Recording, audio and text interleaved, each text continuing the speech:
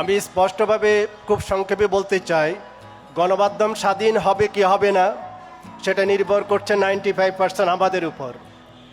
আমরা কি কোনো দলের পকেটে ঢুকবো না ঢুকবো না? আমরা কি বিএনপি, জামাত এবং আওয়ামী লীগের পায়রবি করব না সাংবাদিকতা করব?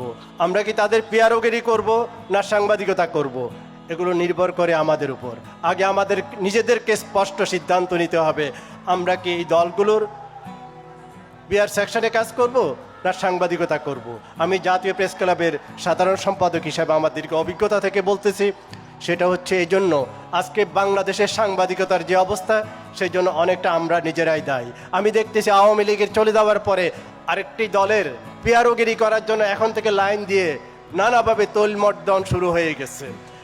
আমি দেখেছি যখন আওয়ামী লীগ আমলে প্রেস সেক্রেটারি যখন জাতীয় প্রেস ক্লাবে আসতেন, উনি পীর আর মুরিদের মতো চারপাশে মানুষ বসে আছে, কেউ তার পায়ের কাছেও বসে থাকে। সেই ধারাবাহিকতা এখন আবার শুরু হয়ে গেছে।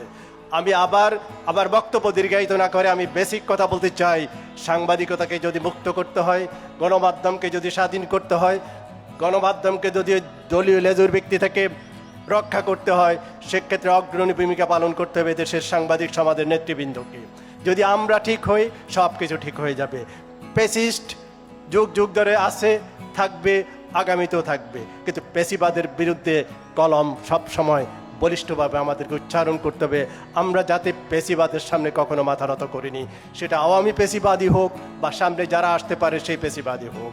আমার বিনীত অনুরোধ, এখনও যারা তুচ্ছ তাচ্ছিল্য করে জুলাই বিপ্লবের সৈনিকদের কথা বলেন, তাদেরকে নানাভাবে অবমাননা করার চেষ্টা করেন, তাদের গায়ে হাত তোলেন, আপনাকে বিনীত অনুরোধ করছি, তারা যদি সেদিন বিপ্লব না করত, আজকে এই মঞ্চে দাঁড়িয়ে আমি কথা বলতে পারতাম না। আপনি ড্রেনে পড়ে গেছিলেন, আপনাকে পিটিয়ে পুলিশ ড্রেনে ফেলে দিছিল, সেখান থেকে আজকে রাজপথে আপনি আন্দোলন করছেন।